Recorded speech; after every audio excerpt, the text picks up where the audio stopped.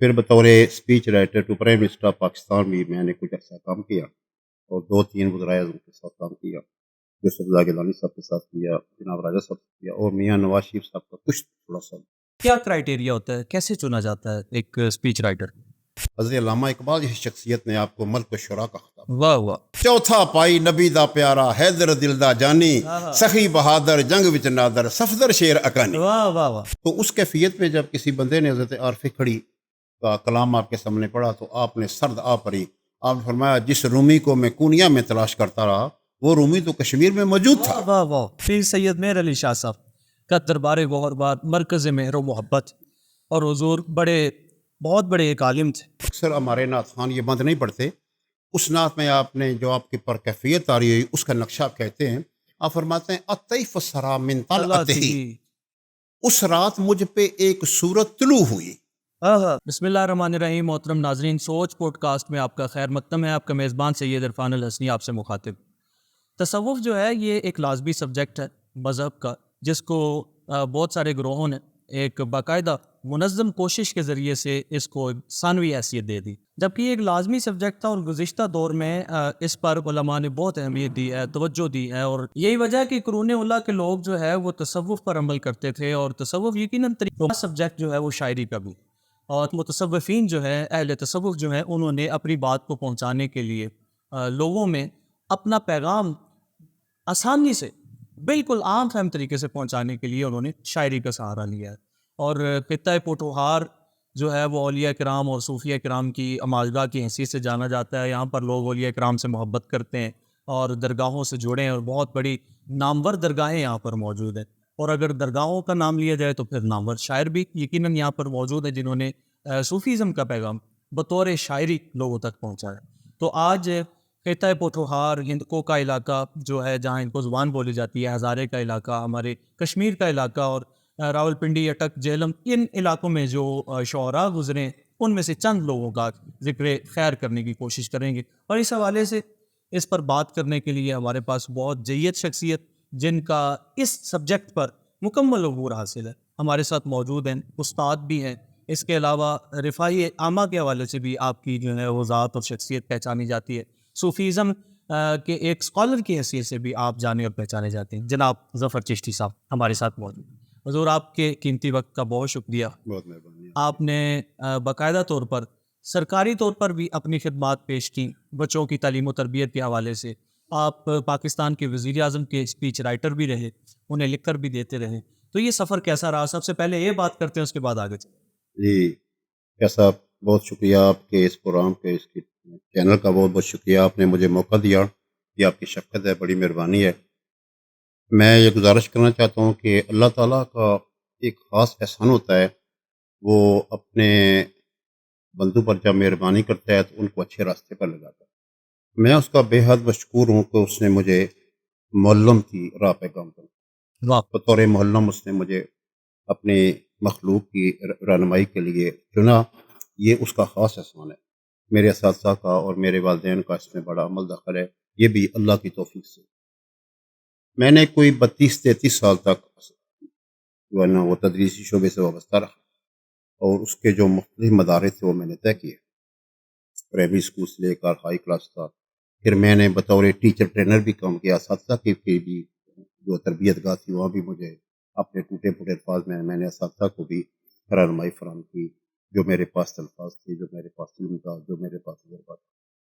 پھر بطور speech writer to prime minister of Pakistan بھی میں نے کچھ عرصہ کام کیا اور 2-3 وزرائے اعظم کے ساتھ کام کیا، یوسف زاء گیلانی صاحب کے ساتھ کیا، جناب راجہ صاحب سے کیا، اور میاں نواز شریف صاحب کا کچھ تھوڑا سا ان کے ساتھ کیا۔ تو میں یہ سمجھتا ہوں کہ انسان جہاں بھی ہوتا ہے اس کا اندر کا انسان جو ہے وہ جہاں اس کو تشفی دیتا ہے، جہاں اس کو اس کی تسلی ہوتی ہے کہ جو میں کام کر رہا ہوں یہ مجھے کرنا چاہیے، اچھی بات ہے، اور اطمینان قلب میں جو چیزیں آتی ہیں ان میں یہ چونکہ درس و تدریس تھا، یہ میرے انبیاء کرام کا پیشہ تھا، تو اس حوالے سے میں نے بہت مطمئن زندگی گزاری۔ میں اسی سے متصل ایک اور بات آپ سے پوچھنا چاہتا ہوں۔ وزیر اعظم کا آپ نے حوالہ دیا، 3 وزرائے اعظم پاکستان کے، ان کے آپ اسپیچ رائٹر تھے۔ کیا کرائٹیریا ہوتا ہے، کیسے چنا جاتا ہے ایک اسپیچ رائٹر؟ وہی ہوتا ہے تو کہ بیسیکلی وہ دیکھتے ہیں کہ ایک تو لکھنے پڑھنے والا بندہ کے پاس الفاظ کا ذخیرہ، اصل میں جو گورنمنٹ کی اپنی پالیسی ہوتی ہے وہ ہمارا جو ہماری منسٹری ہوتی ہے انفارمیشن منسٹری، وہ ہمارے جو پریس سیکٹری ہوتا ہے، پریس سیکٹری تو پی ایم ہوتا ہے، اس سے وہ لیتے ہیں سارا مواد، پھر اس کی جو نوک پلک سنوارنی ہوتی ہے وہ اسپیچ رائٹر نے سنوارنی، ان الفاظ کو اس لائن میں کرنا، کس انداز میں اس نے پیش کرنا، عام فہم ہونی چاہیے، لوگوں تک میسج جو پہنچنا چاہیے، جو میسج کی روح ہے، جو اس کا سبجیکٹ ہے، اس کو لوگوں تک پہنچانے کے لیے جن الفاظ کی ضرورت ہوتی ہے ان کو ان کی نوک پلک سنوار کر اسپیچ رائٹر اس کو باقاعدہ ترتیب سے جو ہے سیکوینس سے لکھتا ہے اور اس کو وزیر اعظم صاحب پڑھ کر لوگوں کے سامنے پیش کرتا اپنے ایک موضوع کی طرف چلتے ہیں. ہے. جی سائیں احمد علی ایرانی صاحب سے بات شروع کرتے ہیں. جی وہاں سے ہوتے ہوئے حضور میاں محمد بخش صاحب کی بارگاہ میں جائے گی اور وہاں جی سے پھر میر علی شاہ صاحب تک جا کے انشاءاللہ آج کے سیشن میں ہم بات کا اختتام کریں گے. انشاءاللہ. ارشاد فرمائیے، سائیں احمد علی ایرانی صاحب پشاوری تھے، ہزارے کے علاقے کے تھے، راول پنڈی میں ان کا بہت کم عرصہ گزرا، باوجود اس کے انہوں نے ایسی گہری بنیادیں ڈالی شاعری کی یہاں پر کہ آج تک شاعری انہی خطوں پر استوار ہے. کیا کہیں جی گے آپ؟ حضرت سائیں احمد علی ایرانی رحمۃ اللہ تعالیٰ، آپ بنیادی طور پر ایران کے آغا خاندان سے آپ کا تعلق تھا. آپ کے والد صاحب ہجرت کر کے ایران سے پشاور تشریف لائے. آپ کی ولادت جو ہے وہ پشاور میں، پھر پشاور سے قسمت آپ کو راول پنڈی لے آئی. راول پنڈی میں باغ سرداراں کے قریب ان کی رہائش تھی. چونکہ آپ کی پیدائش پشاور تھی، جیسا کہ آپ جانتے ہیں کہ پشاور کی جو آبائی زبان ہے وہ ہندکو ہے، جی کیونکہ پشتو بولنے والے باہر سے پشاور میں آئے. جی جی تو ہندکو ہی آپ کی بنیادی زبان تھی، مادری زبان تھی. اور چونکہ وہ ایک غیر معمولی اور خداداد صلاحیت رکھنے والے صوفی شاعر تھے، اور بلکہ اگر میں یہ کہوں کہ ان پہ الفاظ اترتے تھے تو یہ کم نہ ہو، یہ غلط نہ ہو. جی بے شک.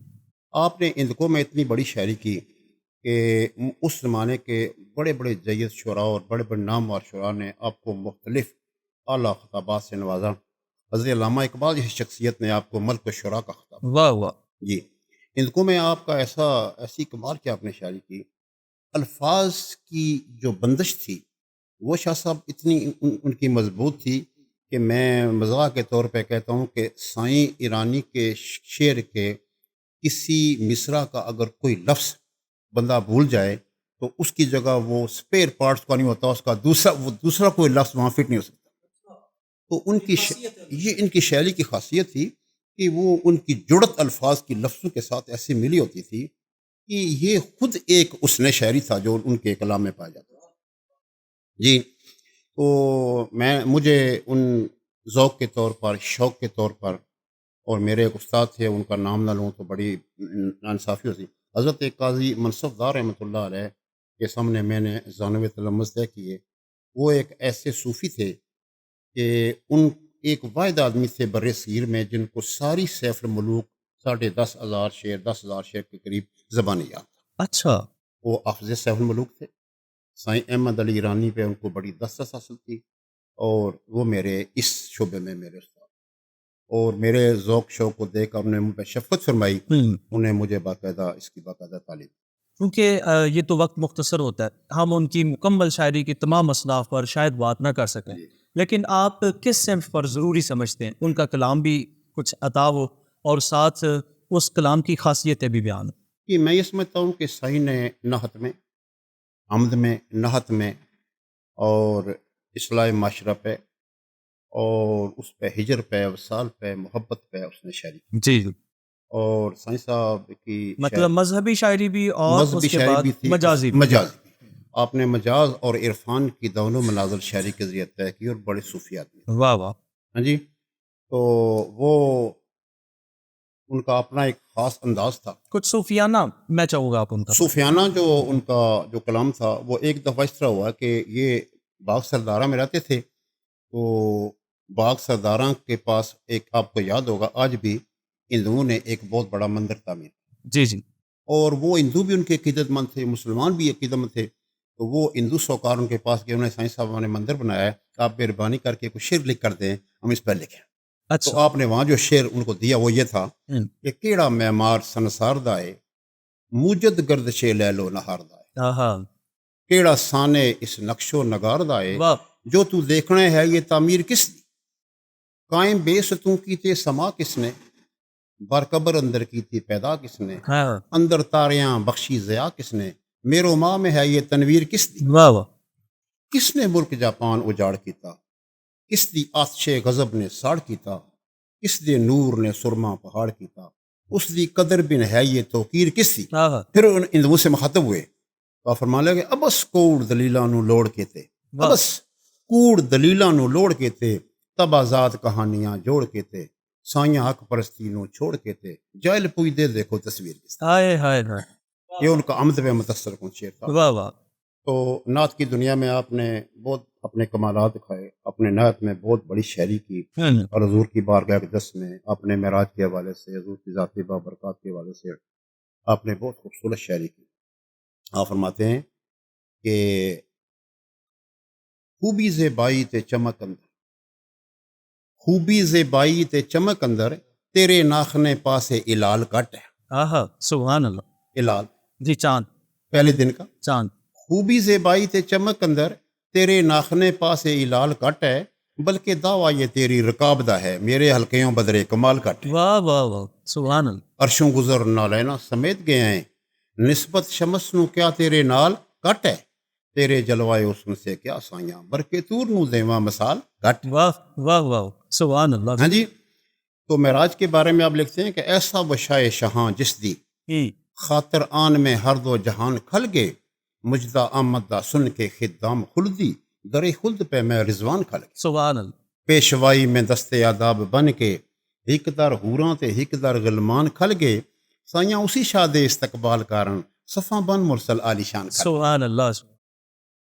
جی واہ براق جد شاہ سوار ہوئے، پکڑی روح الامین رکاب چک کے، وارد ہوئے گروئے سما معدہ، بدے قدسیاں دستے عذاب چک کے، آسمان کا منشی جی چھوڑ خیمہ دبیر فلک نے بھی، قدم چم لے باسد شتاب چک کے، سائیاں قبائے عرش بھی اسی شادے، زیر قدم ہو گئے فیض یاب چک کے۔ واہ واہ سبحان اللہ منقبت منقبت حضور مولا کائنات کی شان میں لکھتے ہیں، کہتے ہیں کہ خیبر دی خندق وچ پھند کیڑا، غالب ہویا سی مرحب لہین اتے، کس دی تیگ دی برق دا بیم کھا کے، برق ٹھہر نہ سکی زمین اتے، واہ سبحان اللہ کس دے ناریاں فلک پر رات کمبیا، عیبت پئی ابرے آفرین اتے، سائیاں کس نے وچ کعبے دے بت توڑے، قدم رکھ رسالت نگین اتے۔ ہائے ہائے سبحان اللہ سبحان ہاں جی، واہ واہ سائیاں کس نے وچ کعبے دے بت توڑے، توڑے قدم رکھ رسالت نگین اتے۔ واہ واہ کڑک دے رات خاموش ہو گئے،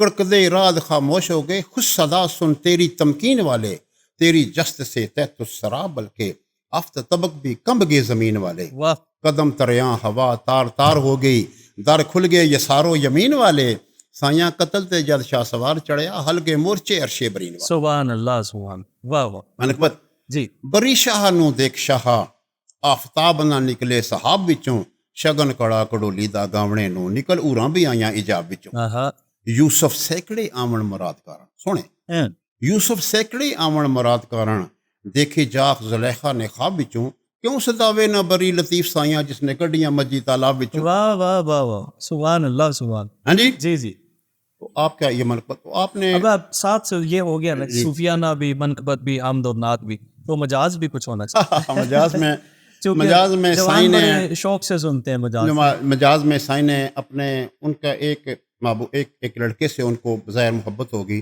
کاشی رام اس کا نام تھا، تو وہ یہاں کے بہت بڑے نواب کا پوتا تھا، کچھ لوگ کہتے ہیں مکھا سنگھ کا بیٹا تھا، وغیرہ وغیرہ جو بھی ہے، تو اس کی یاد میں وہ ایک تصوراتی دنیا تھی جس کی محبت میں وہ شاعر کا ایک ہوتا ہے، وہاں اس نے سائیں صاحب نے اس کے لیے بہت خوبصورت قسم کے شعر لکھے، بس ان کا ایک شعر میں آپ کو پیش کرتا ہوں، وہ تضادات کا شعر ہے، اور اس میں تضاد ہے، اور لیکن تضاد کے اندر تعریف ہے۔ سائیں صاحب کہتے ہیں نازک مزاج تے روب کرڑا، نازک مزاج تے روب کرڑا، نرم جسم تے قلب فولاد آئے، کدی بھل کے تے نہیں اس یاد کیتا، ایسا آفز پلان دی یاد آئے، واہ واہ واہ کدی بھل کے تے نہیں اس یاد کیتا، ایسا آفز پلان دی یاد آئے، واہ واہ لباں آب آیات پر کہر غصہ، کوڑے بول پر مزہ کماد آئے، پولی صورت پر آفت نگاہ سائیاں बाके नैन पर फेल जल्लाद। हाय हाय हाय वाह वाह, मोहब्बत तो मोहब्बत है, मोहब्बत तो किसी भी जिन्स से हो सकती है। मैं सिर्फ एक बात आप इजाफा करना चाहता हूँ कि ज़रूर। साईं की दफ़ा हज़रत अल्लामा इकबाल रहमतुल्लाह अलैह ने वहाँ महफ़िल मिलाद का एहतमाम किया शालामार बाग में। तो साईं साहब ज़हरी बूदो बाश उनकी फ़कीराना होती थी, एक पटेरा उठाया होता था, कोई अच्छे अच्छे कपड़े नहीं पहनते थे। तो बड़े बड़े लाहौर के अजीम शुरा उस वक्त के उलमा बैठे हुए थे, अल्लामा सदारत फरमा रहे थे। साईं जब गए तो अल्लामा खड़े हो गए, ज़ाहिर है मजलिस भी खड़ी होगी। आपने अपने साथ कुर्सी रखी, साईं को बैठाया, तो कुछ उनको अजीब किस्म की हैरत हुई सामीन को। तो उन्होंने कहा साईं अभी आपको बताएंगे। साईं साहब हजूर की मिलाद पे बोले। साईं साहब ने कहा कि शायर बहीद अज ज़ैन हो गए, वाह शायर बहीद अज ज़ैन हो गए, उसने कुदक दे वस बतान लगे। वाह नो मलूद बच्चा, वाह वाह शायर बहीद अज ज़ैन हो गए, उसने कुदक दे वस बतान लगे। मैं कलम मुसव्वर सब कलम हो गए, नक्शे कुदरत किरतास पर लान लगे। सुभान अल्लाह हलीमा के साथ क्या हुआ? दाया वांग जुलेखा हो गई कमली, मेरे यूसुफ दे गैसू सुलझान लगे। दिल मुअल्लम दा हो गया सी पारे, साइया पहला सपारा पढ़ान लगे। वाह वाह वाह सुभान अल्लाह। जी। ये अब बात आ गई हजरत जी इकबाल तक, जी, इकबाल जो मैं चाहता था कि हमने अब नाम भी लिया शुरू में, हजरत मियां मोहम्मद बख्श आरफ खड़ी रूमी जी कश्मीर जी जी रहमतुल्लाह अलैह। तो आपकी एक खास खासियत आपकी भी है, बहुत सारी खासियतों में से एक ये कि आप बहुत खूबसूरत तकाबुल करते हैं हजरत इकबाल का और मियां मोहम्मद बख्श आरफ खड़ी रहमतुल्लाह अलैह का। आपकी शायरी, हजरत इकबाल की शायरी और हजरत मियां मोहम्मद बख्श रहमतुल्लाह अलैह की शायरी, शाह इस साहब हवाले बड़ी से। खुशगवार हैरत है और बड़ी अजीब बात है कि हज़रत अल्लामा की और हज़रत मियाँ साहब रहमतुल्लाह अलैह की मुलाकात में उससे अच्छा आपका ज़माना एक है। 1907 में हज़रत मियाँ आरफ़ खड़ी का वसाल हुआ और 1937 में हज़रत अल्लामा को लेकिन मुलाकात हुई। लेकिन बाद आरफ़ खड़ी के वसाल के बाद एक कोई शख्स जाता है जो सैफ मलूक के चंद अशार हज़रत इकबाल को सुनाता है। इकबाल उस वक्त जो है ना खिरत से जुनून की तरफ आ चुके थे। हाँ। तो इकबाल की अच्छा, वो ये ज़रूर मैं चाहूँगा इरशाद जी फरमाइए, जी इकबाल की ज़िंदगी के जो मुख्तलिफ अदवार हैं, जी जी वो उनको हम सारे अदवार जो है उनको लेके नहीं चल सकते। नहीं जा सकते एक शुरू का दौर और है, और है। दरमियान का दौर और है, और आखिर का दौर जो है वो आपने जो फरमाया जी फिरत से जुनून जी तक जी का जी सफ़र। तो अल्लामा उस वक्त जुनून की तरफ से, उस वक्त आप एक मुकम्मल सूफ़ी थे और आप इश्क व गुदाज की लज़्ज़तों से आशना हो चुके थे। वाह तो उस कैफियत में जब किसी बंदे ने हज़रत आरफ़ खड़ी का कलाम आपके सामने पढ़ा तो आपने सर्द आ पड़ी। आपने फरमाया जिस रूमी को मैं कुनिया में तलाश करता रहा, वो रूमी तो कश्मीर में मौजूद था। वाह वाह वाह, तो ये रूमी कश्मीर का खिताब हज़रत आरफ़ खड़ी को अल्लामा साहब ने बाद अज़ वसाल दिया। सुभान अल्लाह सुन। ठीक है। तो लेकिन हम आंगी जो होती है, अरवाह की हम आंगी होती है, जो अल्फाज उठते हैं उन उसमें भी हम आंगी होती है। मसलन अल्लामा फरमाते हैं कि सितारा क्या तेरी तकदीर की खबर देगा, वो खुद है फराखी फलाक में खारो ज़बू। वाह इकबाल कहते हैं क्या ये तुम जो नजूमियन के पास जाते हो। तो उलमा कहता है कि है मेरे नौजवान मेरे शाइन, सितारा क्या तेरी तकदीर की खबर देगा, वो खुद है फराखी अफलाक में खारो ज़बूं। मियाँ साहब फरमाते हैं क्या शहजादे बख्त तेरे दाकी कर सकते तारे, आपे पे अफलाकां थले टहंदे फिरन बेचारे। वाह वाह वाह वाह, सुभान जी, अल्लाह सुभान। ये हम आगे देखें इकबाल की और हज़रत आरफ़ खड़ी रहमतुल्लाह अलैह। क्या कहने, क्या कह। तो मियाँ तो हज़रत अल्लामा इकबाल रहमतुल्लाह अलैह जब पहले थे जी, आपने खुदी का बहुत बड़ा दस्त दिया और खुदी की तरवीज में उसने मर्द मोमन को, फिर वो पहले सबसे पहले तो उन्होंने अपने नौजवानों को शाइन कह कर पुकारा। और वो शाइन की तरफ जब आप जाते हैं तो कहते हैं नहीं ये शान खुददारी, गुलामी के हवाले में, नहीं ये शान खुददारी चमन से तोड़ कर तुझको कोई दस्तार पे रख ले, कोई ज़ेबे गलू कर ले। हाँ हाँ, सनोबर बाग में आज़ाद भी है पाबगिल भी है, इन्हीं पाबंदियों में असल आज़ादी को तू कर ले। वाह तमन्ना आबरू की है अगर गुलजार अस्ती में, तो कांटू से उलझ कर जिंदगी करने की खू कर ले। वाह, लेकिन जब इकबाल आगे जाते हैं तो इकबाल को पता चला कि कुर्ब खुदाबंदी के लिए जो इंसान का मकसद आयात है, जो आप फरमा रहे थे जो तसव्वुफ़ है, जी तो तसव्वुफ़ का जो सबसे बड़ा रास्ता है उसकी इब्तदा इल्म है, उसकी इब्तदा उसका जो तरीक़ है वो शरीयत है, और उसकी जो इंतहा है वो कुर्ब खुदाबंदी है। फिर वो अल्लाह में फ़ना होना है, फिर वो अल्लाह उसमें अल्लाह के अंदर ही बका हो जाना है। ये वो मनाज़िल तय करने के लिए उसके लिए फिर तसव्वुफ़ का सफ़र है। तो अल्लामा फरमाते हैं कि ये जो आरिफीन उम्मत है, ये जो लोग हैं, इनके रास्ते के बग़ैर कोई शख्स भी ख़्वाह वो किसी भी इल्मी मर्तबी रूहानी मर्तबे पे फायज़ हो, وہ ان کی انگلی کو، ان کو راستہ، ان کے دامن گیر ہونے کے بغیر نہیں پہنچ سکتا. تو علامہ فرماتے ہیں کہ دم عارف نسیم صبح دم ہے. دم عارف دم عارف نسیم صبح دم ہے، اسی سے ریشہ مانی میں نم ہے. اگر کوئی شعیب آئے میسر، شبانی سے کلیمی 2 قدم ہے. ادھر آتے ہیں، فرماتے ہیں عطا اسلاف کا درد دروں کر، شریک زمرہ لا یخزنوں کر. خرد کی گتھیاں سلجھا چکا ہوں، میرے مولا مجھے صیب جنوں کر. اقبال نے خرد کی طرف، جنوں کی طرف آئے. جب جنون کی طرف آتے ہیں جناب علی، تو پھر علامہ اقبال جو ہے نا، وہ جب دعا کرتے ہیں نسیم میں از اجازہ یدنا آئر، پھر وہ روتے ہیں. وہ کہتے ہیں جناب علی کہ ادھر سے مدینہ شریف کی طرف سے ہوا آ رہی ہے، نہیں آ رہی ہے. ہاں جی. پھر اس پہ اللہ کے سامنے کہتے ہیں کہ میرے سارے عذر قبول کر. ہاں جی. تو غنی از ہر دو عالم من فقیر، روز معاشر عذر ہائے من پذیر. گر تمی بینی اصابم ناگزیر، از نگاہ مصطفیٰ پنہاں بگیر. اقبال جب من کڑت، معذرت کے ساتھ من کڑت صوفیاء کا ذکر کرتے ہیں، خود بنے بنائے لوگوں کے پاس جاتے ہیں، تو اقبال کو ان کے تردد میں، ان کی تنقید میں، ان کے رد میں کوئی ان کو عذر حائل نہیں تھا. اقبال کہتے ہیں گر پیر کا بجلی کے چراغوں سے روشن، ہم کو تو میسر نہیں مٹی کا دیا بھی. لیکن جب اقبال سید علی اجویری کی بارگاہ میں پہنچتے ہیں، ان کی خدمات دینی کو سامنے رکھتے ہیں، کیا بات. تو اقبال کہتے ہیں کہ سید اجویر مخدوم امم، مرکد او پیر سنجر را حرم، خاک پنجاب از دمیں تو زندہ گشت، صبح ماں از میرے تو تابندہ گشت. سبحان اللہ سبحان. اقبال کہتے ہیں کہ میری تو صبح کا جو طلوع ہوتی ہے وہ داتا علی جویری تیرے سورج سے ہوتی ہے. واہ واہ. ہاں جی. صبح ماں از میرے تو تابندہ گشت. تو اقبال نے اس کے پھر مترف ہوئے، انہوں نے پروموٹ کیا، اور انہیں اپنے ماننے والوں سے کہا کہ یہ وہ لوگ ہیں، یہ ایسے لوگ ہیں جناب علی. جہاں ایک بار ایک شاعر کا کلام پڑھتے ہوئے علامہ رو پڑے، انہوں نے کہا کہ کسی شاعر نے جب داتا علی جویری کے بارے میں یہ کہا، اقبال نے کہا سچ کہا، اور یہ مجھے کہنا چاہیے تھا جو میرے سیکا کہہ گیا، میرے لاہور میں آیا بندہ اور وہ کہہ گیا. تو علامہ کو سامنے جب داتا علی جویری کے بارے میں شعر پیش کیا گیا، لاہور تیرے دم سے عروس البلاد ہے، تیرا وجود ملت بازا کا پاسدار، لاہور تیرے دم سے عروس البلاد ہے، وہ دور جس سے یورش علام روزگار، وہ تیرا نام پاک ہے، وہ تیری یاد ہے، اجمیر کا امام بھی اس در سے فیض یاب. اقبال کہتے ہیں قبرو سے ایسے فیض ملتا جیسا میرے دوست نے کہا، اجمیر کا امام بھی اس در سے فیض یاب، یہ حضرت فرید کا باب مراد ہے. واہ واہ واہ سبحان. تو یہ صوفی کو یہ جو تھی، یہ پھر اپنا مناتے ہیں. جی بے شک. بڑے بڑے لوگ تھے، سب سے جنہوں نے اس دنیا میں بڑے بڑے جو علوم تھے وہ بڑے آراستہ کر کے اور ان کو پروموٹ کر کے انہوں نے عوام الناس کے سامنے رکھے، لیکن ان کو اللہ کے بندہ ہونے کی حیثیت، اللہ کی مخلوق ہونے کے ناطے ان کو آخر میں ان کا دامن پکڑنا پڑا. یعنی کہ اقبال کا روم اور کشمیر کا روم، کشمیر کا یہ اقبال نے ڈسکور کیا کہ ہمارے ہاں بھی رومی موجود ہے. تو میاں صاحب کے چند ایک باتیں. حضرت میاں صاحب رحمۃ اللہ علیہ کا جو تھا، اگر میں یہ کہوں کہ حضرت عارف کھڑی رحمۃ اللہ علیہ تمثیلات اور مثل اور اس کے اتنے بڑے شاعر تھے کہ بے شک وہ رومی کشمیر تھے. واہ واہ. آپ کی جو شاعری تھی اس کے اندر عام فہم تھی.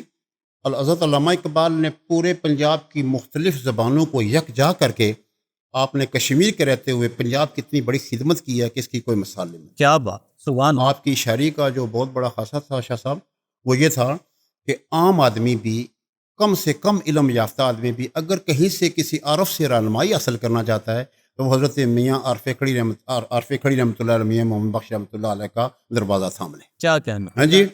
تو آپ کا جو حضور اقال علیہ السلام کی نعت سے شروع کر دوں پلیز. تو آپ حضور کی بارگاہ کے دست میں یہ عرض کرتے ہیں کہ سیدنا ایک بڑا اکتا شاہ صاحب کھلا کہ آج میں اگر جاؤ تو 1 منٹ کی بات. جی ضرور. آج کل ہمارے مسلمانوں میں یہ بڑی ہماری بدبختی ہے کہ وہ حضور کی میلاد پر قوم تقسیم ہے. ہاں جی. اگلے دن مجھے ایک بندہ بتا رہا تھا کہ ڈولکی کی مخالفت کرنے والے کئی علماء، کئی مولوی صاحبان نے لاکھوں مسلمانوں کو کافر قرار دے دیا، لیکن ڈولکی بجانے والے ایک معین الدین چشتی نے 90 لاکھ لوگوں کو مسلمان کر دیا. سبحان اللہ. سبحان. جی. بر صغیر احسان مند ہونا چاہیے، احسان مند ہونا چاہیے، جنہوں نے کلمے پڑھائے، خیر اسلام میں داخل کیا. حضور 90 لاکھ آدمیوں کے ساتھ ہاتھ ملانا 80 سال کی عمر تک تو بہت مشکل ہے. جی بے شک. لیکن یہ میرے خواجہ غریب نواز کا قصہ قبلہ صاحب فرما رہے تھے کہ خواجہ غریب نواز کا احسان عظیم ہے سب کنٹیننٹ پر. یس ہمارے باپ دادا کو انہوں نے القاب و گش اسلام کیا. بے شک. جی تو میں یہ گزارش کرتا کہ حضرت یہ یہاں تک لوگوں کو آنا پڑتا ہے, ان کی طرف جانا پڑتا ہے, اور یہ سمجھنے کے لیے ان کو عارفین کا دمن پکڑنا پڑتا ہے. بے شک. علامہ ایک اقدہ تھا بڑا کہ پوری جو مطلب کمیونٹی ہے کرسچن کمیونٹی, اس میں ایک عام آدمی صفائی کرنے والا ہو, خواہ امریکہ اور برطانیہ کا وزیر اعظم ہو, وہ سارے کرسمس ڈے کو مناتے ہیں, باقاعدہ عیسیٰ علیہ السلام کی ولادت کو مناتے ہیں. اور ہم چھوٹے چھوٹے پڑھا کرتے تھے, شاہ صاحب ہمیں کہا کرتے تھے کہ آپ کو دسمبر میں بڑے دنوں کی چھٹیاں ہوں گی, اور میں سوچتا تھا کہ یہ بڑے دن دسمبر میں کیسے آ گئے, لیکن ہم بھی کہتے تھے بچوں کو بیٹا اب دسمبر آنے والا آپ کو بڑے دنوں کی, حالانکہ 25 دسمبر سب سے چھوٹا دن ہے. ہمارے ذہنوں میں کرسچن کمیونٹی نے بٹھایا ہوا تھا, انگریزوں نے, کہ یہ بے شک دسمبر ہے, بڑا اس لیے ہے کہ اس میں ہمارے عیسیٰ کی پیدائش ہوئی. تو جب سیدنا سلیمان علیہ السلام نے مسجد اقصیٰ بنائی تو اللہ پاک نے وحی کے ذریعے فرمایا کہ اپنے اجداد کے ناموں پہ رکھو, یہ یوسف کا دروازہ ہے, یہ یعقوب کا دروازہ ہے, یہ اسحاق کا دروازہ ہے, یہ داؤد کا دروازہ ہے, لیکن میرے سلمان یاد رکھنا یہ جو بڑا دروازہ ہے یہ میرے محبوب مصطفیٰ کریم کے نام پہ رکھو. آقا علیہ السلام کے نام پہ بڑا دروازہ ہے مسجد اقصیٰ کا. عیسیٰ علیہ السلام آپ اتوار والے دن اس دروازے پہ بیٹھتے تھے, اور اس کی دروازے کی دہلیز پر ہاتھ مار کے, اور جو اپاہج لوگ آپ کے پاس آتے تھے جن کو کوڑ کی بیماری ہوتی, ان کے سروں پہ ہاتھ رکھتے تھے تو وہ ٹھیک ہو جاتے تھے.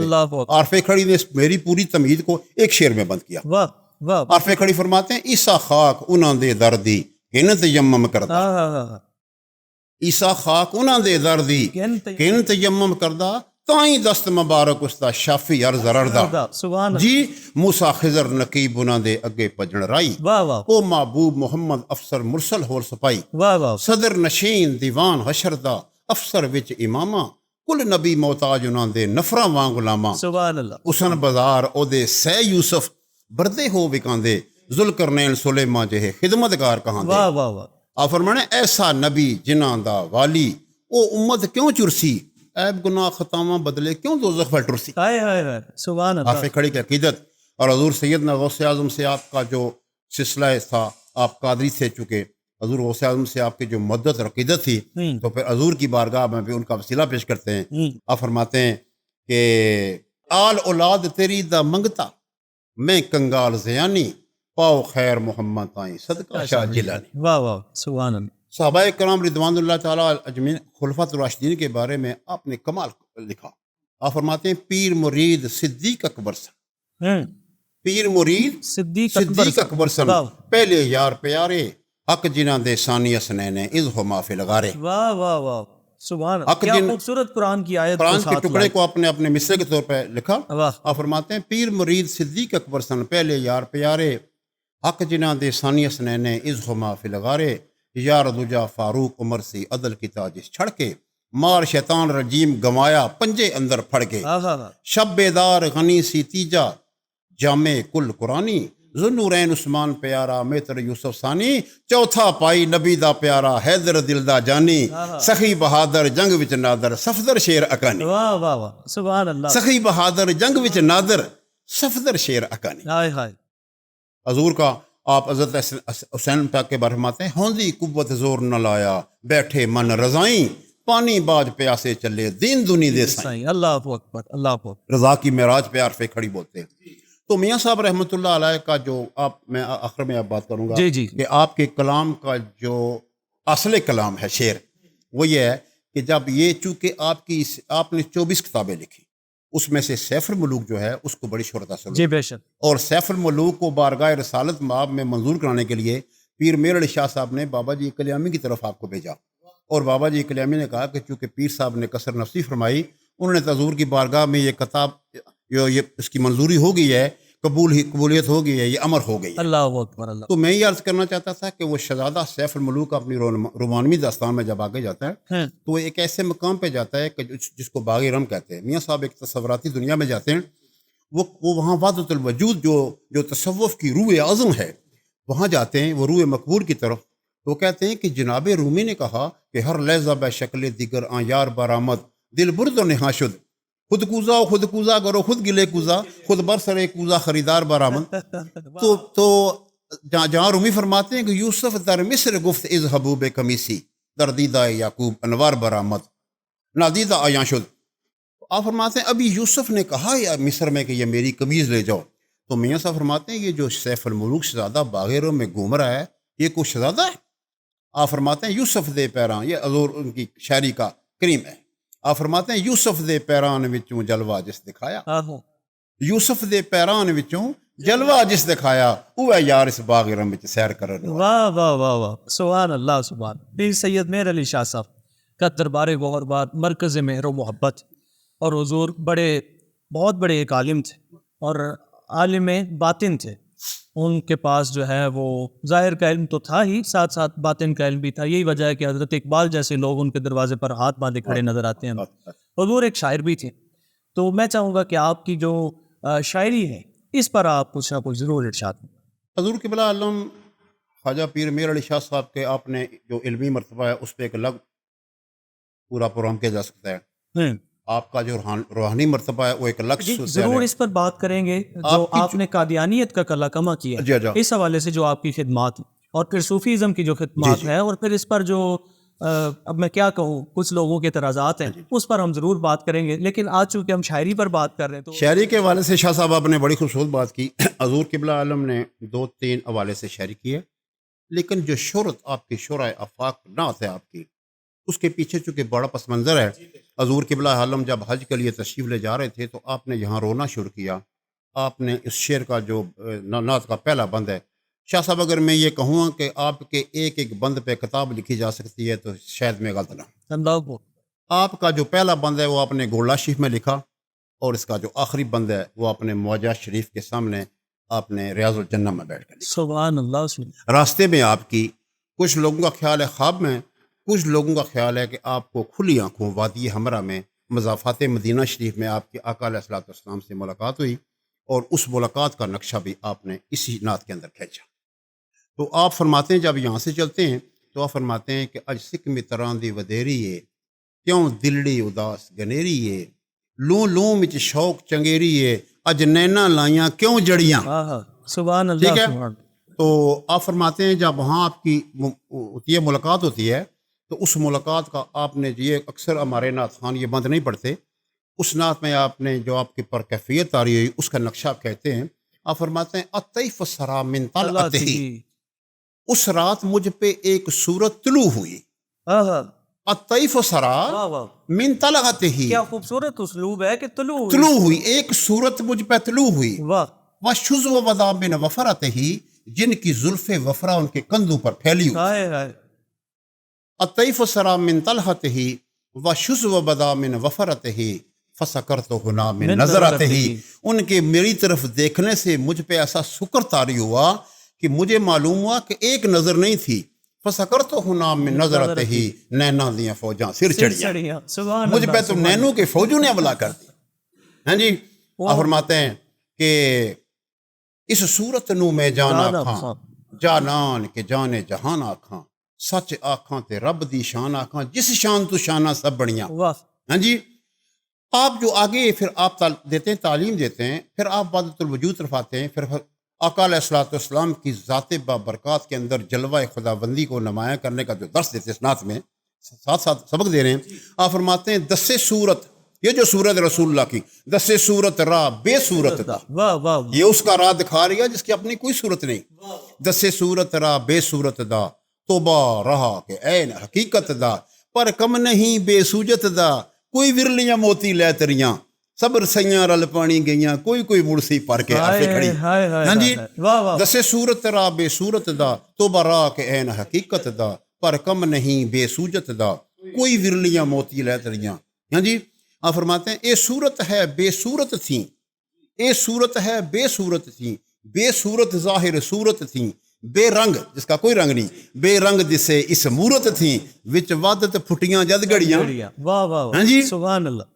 آپ فرماتے ہیں اے صورت شالا پیش نظر رہے وقت نزاتے روز اشر وچ قبر تے پل تھیں اوسی گزر سب کھوٹیاں تھی سن تد کھریاں. ہاں جی. سبحان اللہ. تو آپ فرماتے ہیں کہ روزے دے والا ہاں آپ فرماتے ہیں کہ دو ابرو کوس مثال دسن دو ابرو کوس مثال دسن جے تو نو کے میاں دے تیر چھٹن لباں سرخ آکھاں کے لال یمن چٹے دند موتی دیاں ہیں لڑیاں. سبحان اللہ سبحان ہاں جی سبحان اللہ. حضور قبلہ عالم پھر آپ مدینہ شریف پہنچ جاتے ہیں. جب وادی ہمراہ کا ذکر آپ کرتے ہیں تو آپ وہاں پہنچ کے کہتے ہیں کہ انہاں سکھ دیاں تے کرلاں دیاں تے انہاں سکھ دیاں تے کرلاں دیاں تے لکھ واری صدقے جاندیاں تے انہاں بردیاں مفت وکاندیاں تے شالا آمن وت بھی او گڑیاں. ہاں جی آپ فرماتے ہیں کہ جی جی اجرے تھی مسجد آؤ ڈولن نوری چاہت دے کارن سارے سکن دو جگ اکھیاں را فرش کرن سب انس و ملک ہوراں پریاں لو مکتی مخطط برد یمن. سبحان اللہ. لکیروں والی چادر شاہ یمن جو بیتی تھی یا رسول اللہ. لو مکتی مخطط برد یمن من باوری جلک دکھاؤ سجن او ہم مٹھیاں گالی او لا مٹھن جو ہمرا وادی سن کریاں. سبحان اللہ. پھر عرض کرتے ہیں کیا کہوں. پھر آپ سادی کے ہم زبان ہو جاتے ہیں ہم خیال ہو جاتے ہیں. آپ فرماتے ہیں کہ سبحان اللہ ما اجمل کا ما احسن کا ما اکمل کا کتھے میرے علی کتھے تیری ثنا گستاخ کی کتھے جا لڑی.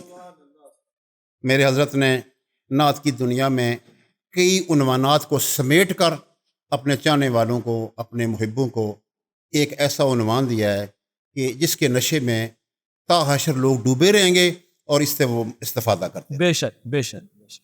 اس میں کوئی شک نہیں کہ حضور اعلیٰ گورڑوی رحمۃ اللہ تعالیٰ علیہ و رضی اللہ تعالیٰ عنہ آپ کی جو خدمات ہیں شاعری کے علاوہ وہ بے پایا ہے. فتاویٰ میریہ شریف اور اس کے علاوہ بھی بہت ساری آپ کی کتب سیف چشتیائی ہے علائے کلمۃ الحق ہے آپ کی جی بے شک بے بڑی شک. کمال کتاب ہے. اور پھر اپنا تصفیہ ما بین سنی و شیعہ تو یہ مجددوں کا کام ہے. بہت بڑا کام. یہ مجدد ہوتے ہیں جو امت کو قریب لاتے ہیں. امت کو توڑنے والا کام نہیں کرتے جو کہ آج کے دور کے بھی کئی نام نہاد مجدد خود ساختہ مجدد یہ خود بنے بیٹھے ہیں. وہ یہ کام کر رہے ہیں کہ امت کو توڑ رہے ہیں اور خود سے مجدد بنے تو براہ وصل کر دینا مدی نئے براہ فسد کر دینا. واہ واہ واہ سبحان اللہ سبحان. کیا سوئی کا کام کرتے ہیں کینچی کا نہیں کرتے. اور صوفیہ کا مسلک تو ہمیشہ سے جو ہے. ہاں مجھے بات یاد آ گئی. یہ بابے کیا ہوتے ہیں؟ آخری بات بس آپ نے جو ہے وہ کہہ لیجئے کہ سمندر جو ہے نا وہ ایک کوزے میں بند کرنا ہے. درویش کیا ہوتے ہیں؟ صوفی کیا ہوتے ہیں؟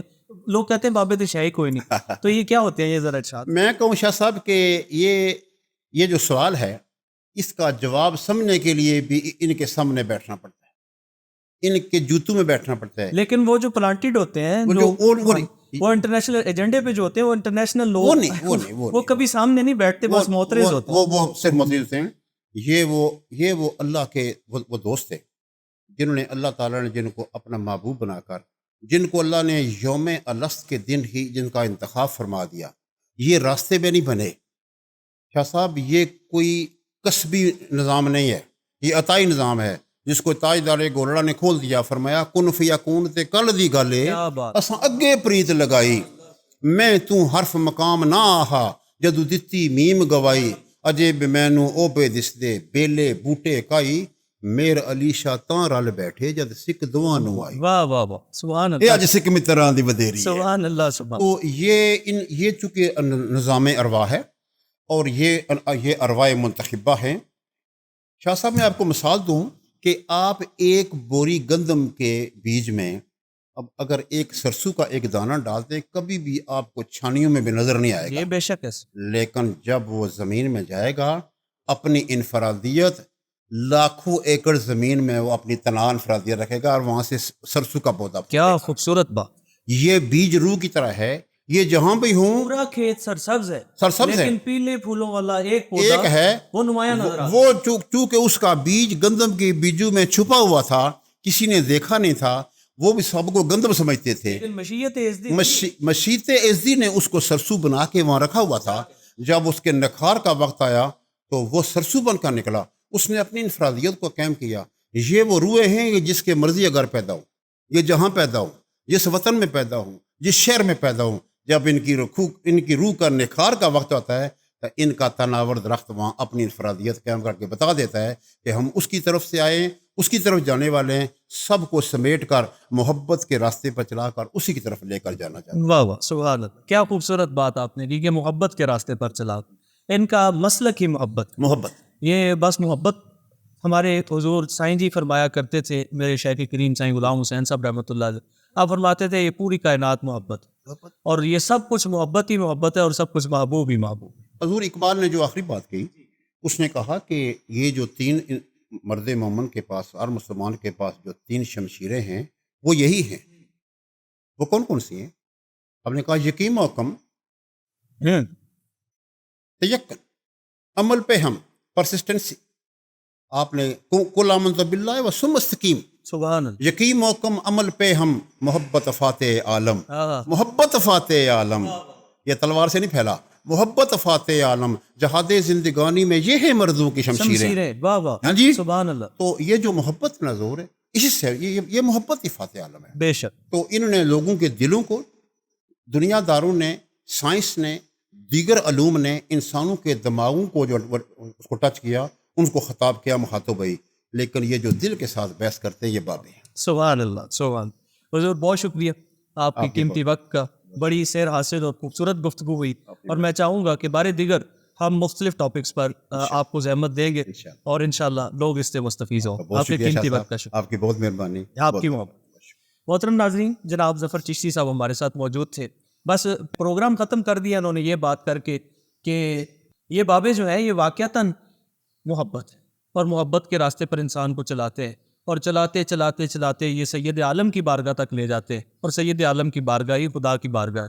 وہ کفر شرک نہیں کرتے، یہ اسلام سے لوگوں کو دور نہیں کرتے، یہ دین سے لوگوں کو متنفر نہیں کرتے، یہ فتوے نہیں لگاتے، اور فتووں کی تلوار گردن پر رکھ کر نہیں چلاتے، بلکہ صرف محبت سے جو ہے وہ کافروں کو، کفار کو زیر کرتے ہیں اور حضور کے دین میں لے آتے ہیں۔ یہی اس بر صغیر میں کئی سو سال کی ان کی تاریخ ہے، جو کہ انشاءاللہ کبھی بھی مٹنے والی نہیں ہے۔ اپنے میزبان سید عرفان الحسنی کو اجازت دیجیے، اللہ نے